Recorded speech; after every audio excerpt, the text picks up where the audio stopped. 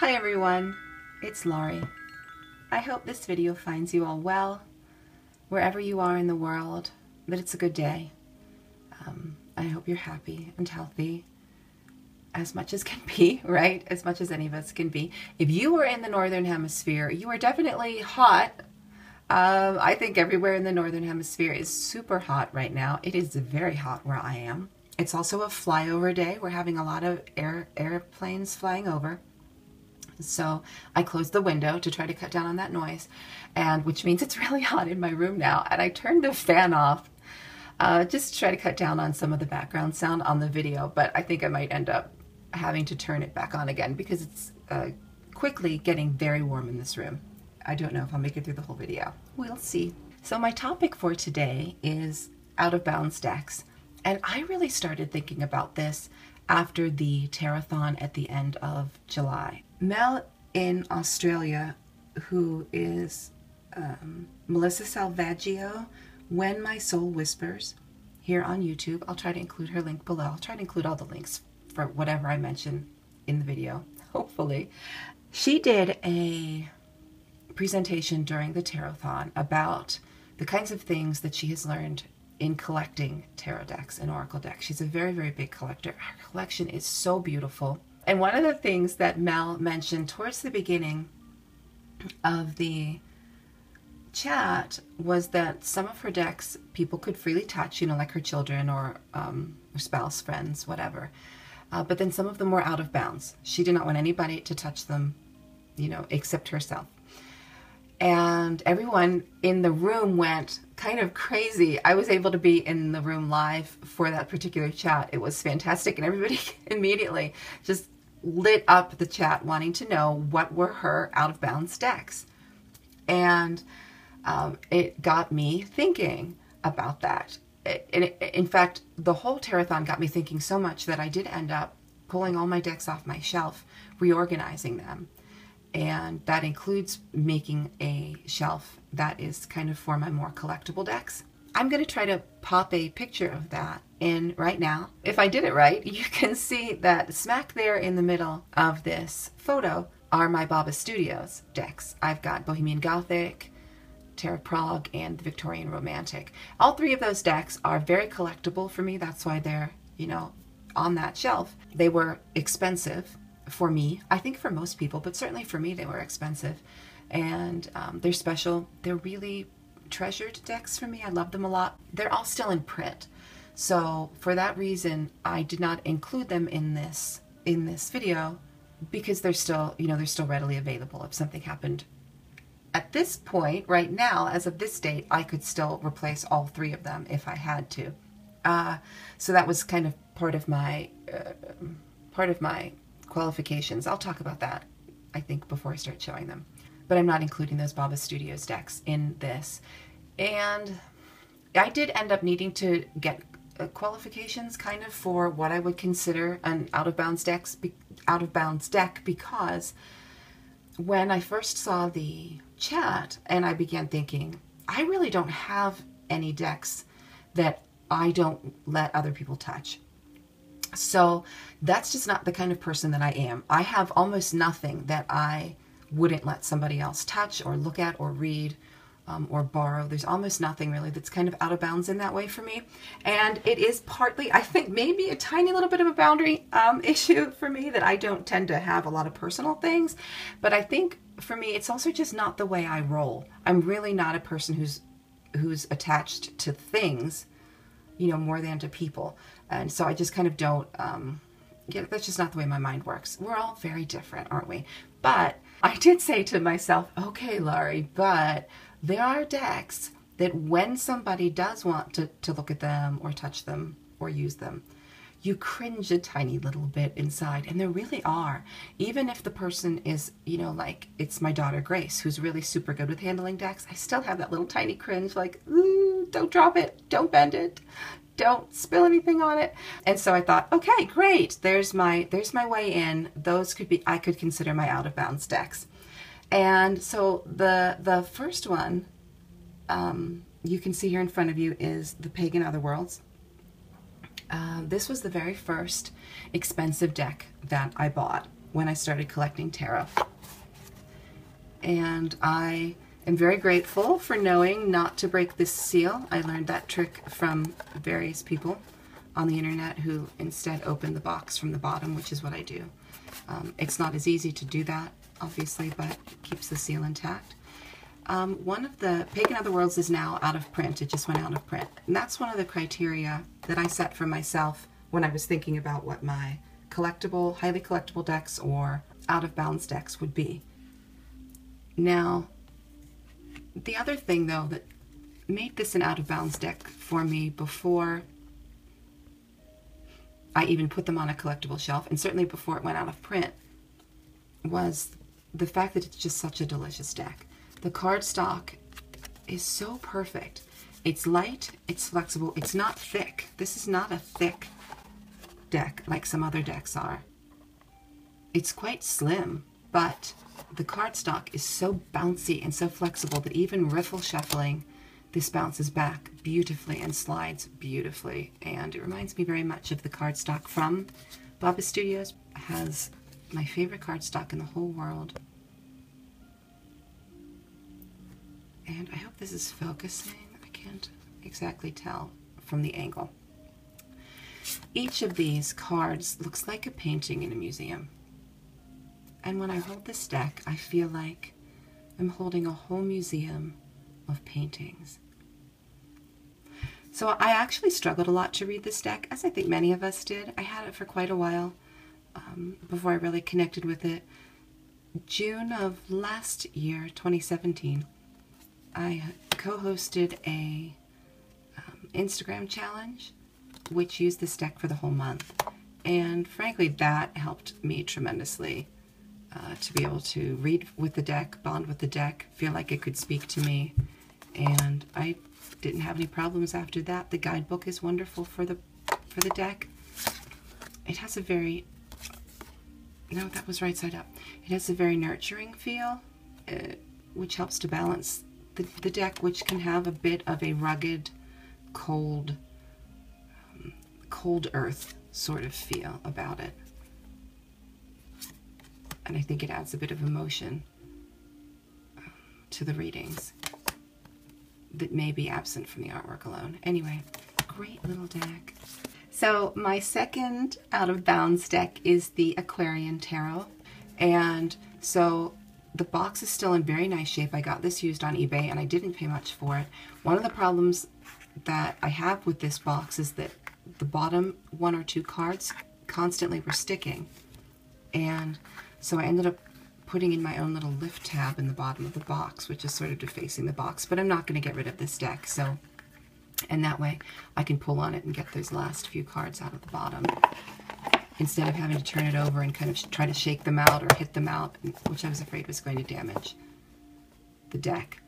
And this is just, you know, it's an old deck. That's why it's an out of bounds deck for me. It can be riffle shuffled, but I don't want to because of the nature of the cards. I think they could bend very, very easily and not really bounce back. I do have one card in here that is bent, and you can't really tell unless, you know, it's one of those where you have to kind of feel it to feel that it's bent. It's not torn or anything like that. But this is a really, really beautiful deck, and after I got it in February of, I don't know if it's 2016 or 2017 now. I feel like it might be 2016. And I used it just constantly for about 6 months. I intended to use it for the whole month after I got it, but I just used it all the time. That was the only deck I wanted to use every single day, and so I left it out on my bedside. And it's got these backs. It's for me, this is a deck that I can use whenever I want to have some reliable readings about practical life matters, but I want to get the perspective from things that I'm not seeing. So, for example, maybe spiritual or emotional fluxes and flows, things that are missing particularly in my life, something that I'm overlooking, something that I'm just not seeing. Because I found a lot of these patterns and things like that, and I really learned how to kind of start looking better at these cards from Christine and Celeste. And if any of you happen to see her video, her chat for the Tarot-thon, and it was so stunning about learning how to read chakras, and you like that, make sure you go back and look at her old videos. You could make a playlist, pop them into a playlist. I do that kind of thing a lot. And then you can hit watch the playlist and it'll just go through all the videos in whatever order you want to put them in. But watching her videos, which I watched over and over again, gives you a tremendous insight into how to read a card completely intuitively. But so if you're interested in getting more insight into reading things like noticing that, for instance, is on the throat chakra. Okay, so what's going on there? Is that protecting it? Is that hiding it? Is that covering it up? And it's red, like the root chakra. Are there things that are not being spoken about for this person that really need to be? Particularly if this person's looking to the right, you know, particularly going forward. Are there things that need to be spoken? Root type of issues or safety issues, other things like that. You know, he's wearing that on his sleeve, so it's obviously an ongoing problem, kind of. You know, stuff like that. She's just brilliant at that, and this deck works very well for learning that kind of thing, even looking at patterns that are happening in different places. What are these kind of saying about her body or about yours? You know, is there an issue with hips? Things like that. So, you know, what is that energy from the duck or the goose? See how cool it is? I could kind of look at that all day. Okay, so my third deck actually was not on that collectible shelf because it doesn't fit up there, and also because I'm working with it in conjunction with another deck right now, so I have it on a little bit lower shelf where I can get to it more easily. But it would definitely be there because this is a very special deck. It was very expensive. It was given to me for my birthday last year, and so it's definitely special and important to me. And this is the Weaver's Oracle. So the reason it's here is because it was a gift, because it was kind of expensive.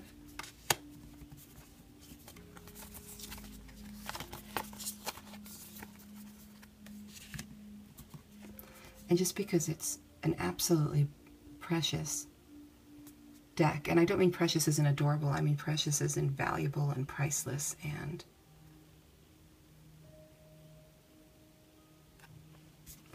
I've been using it for a lot of ancestor readings, inner work readings. I like to draw one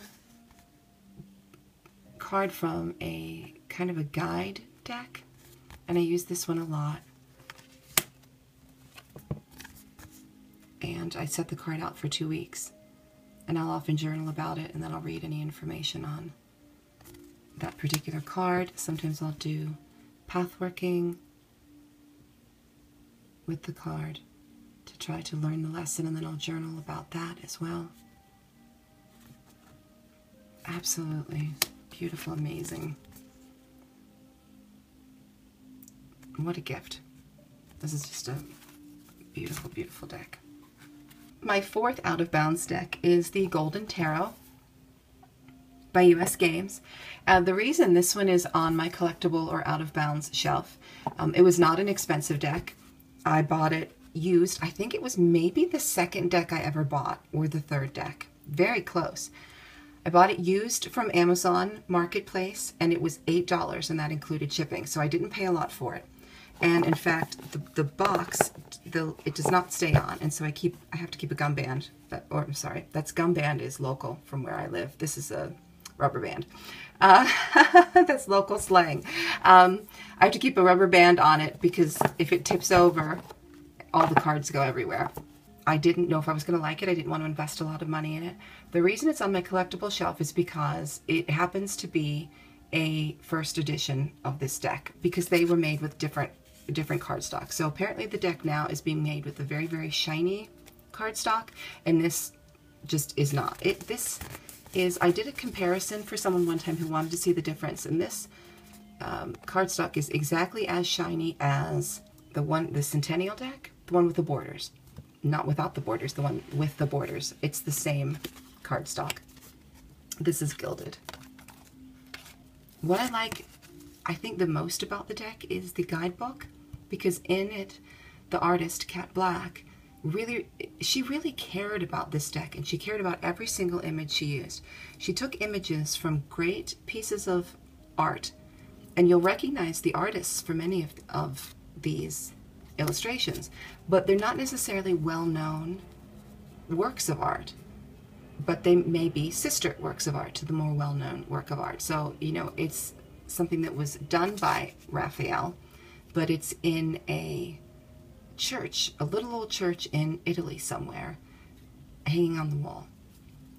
It's not in the Louvre.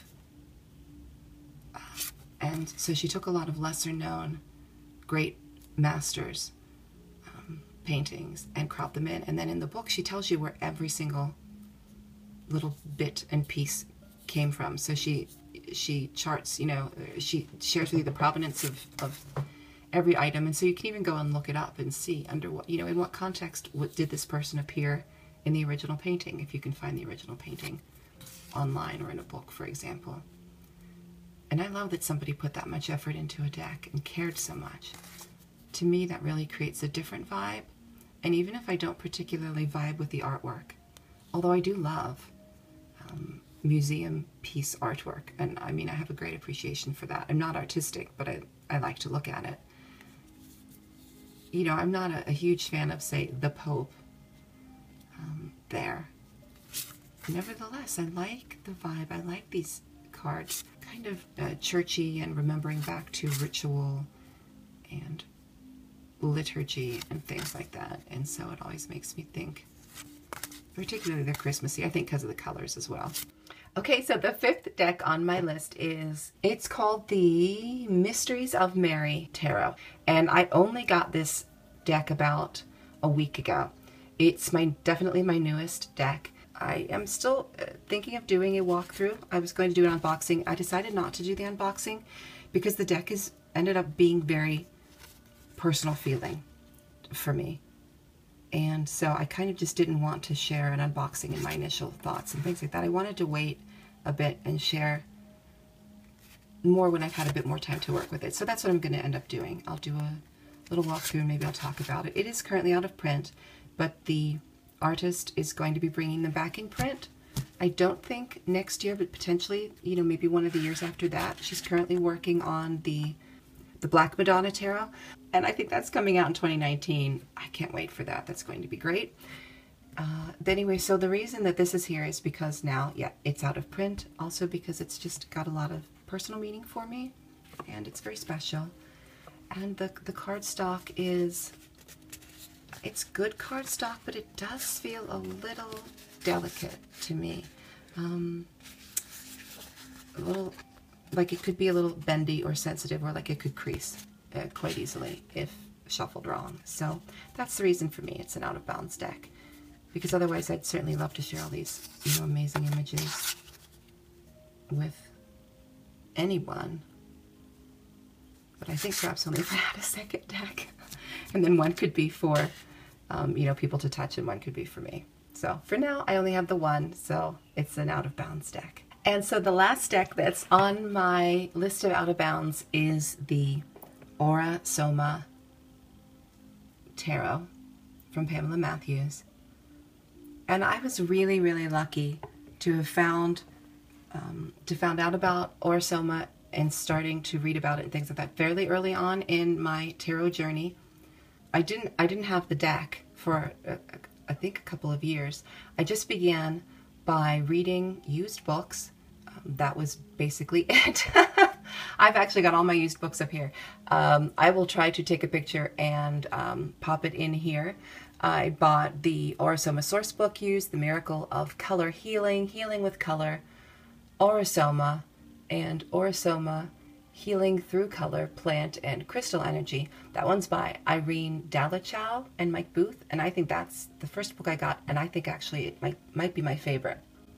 And I began just by working kind of with color and working with just a few really inexpensive used books on the Aura Soma system trying to find out about it, looking at the bottles online, choosing my colors from the bottles online, and then they came out with the app, and I downloaded the app and purchased that for my phone so that I could kind of choose them. And then I also found the Farbinder Angle cards and purchased those and began working with those. And so what I would do is I would work with the Farbinder Angle cards and the bottles, and then I would just use whatever tarot I happen to have that would go along with it. And how I managed to do that is that I made a cheat sheet. So I was going to try to find my cheat sheet. I don't see it sitting right here. I'm not sure where I put it. But I made a little cheat sheet where I wrote the correspondences between the different Aura-Soma bottles, including the Farbinder Angle bottles and the tarot. So unfortunately, I don't have it here, but I can show you. For instance, this is bottle number 14. And the attribution of it is to Temperance, the Temperance card in the tarot. And that's the Lover's Return. Here we go. Here's the Hierophant.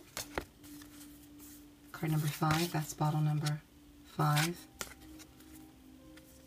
which corresponds to the Hierophant. So I had my little cheat sheet, and then if I would draw a card from Farbinder Angle, or I would look at a bottle online and pick a bottle, you know, say I picked a bottle 14, then I would just pull whatever Temperance card I had from my own deck, and I would read in my used books, you know, read in my old books what the different meanings were. I also had the printout in English from Darsha Villig, who wrote Farbinder Angle. She has the PDF of her booklet for the Farbinder Angle cards available on her website, where she used channeled messages from her guides and little sort of sayings and little poems and things like that, and then her special insights on each of the bottles and each of the cards. And so that I would read that as well. So that's the way I operated for quite a long time, because I didn't have the money to buy the deck, and I wanted to specifically to get the bottle back, and then it went out of print and nobody could find it anywhere. And finally, a full year ago, exactly 1 month and a year ago, in the summer of 2017, I was able to track a deck down at an esoteric shop in the Netherlands that sold Aura-Soma bottles. And they had, I think, just the one left. I'm not sure if they had more of the bottle backs or not. And so I sent her the money and paid her, and I was finally able to get the deck. So for me, it's super special, and I use it not every day, but almost every day. It's almost always sitting out, either like on a shelf space, on a little altar space or meditation space. And typically this is the deck that I work with for healing, for a lot of inner work.